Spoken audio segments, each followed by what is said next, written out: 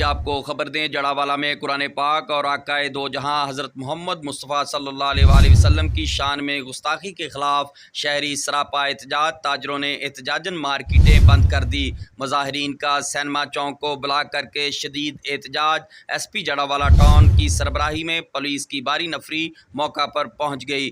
شہر بھر میں مکمل ہڑتال کا اعلان۔ جڑاوالا کی عوام غم و غصہ کے ساتھ سڑکوں پر نکل آئی۔ مبینہ طور پر اوراق کی بے حرمتی کرنے والے کرسچن برادری کے 3 افراد، باپ اور 2 بیٹے شامل۔ ایس پی بلال سلہری کی طرف سے پولیس کی بھاری نفری ہمراہ موقع پر پہنچ گئی۔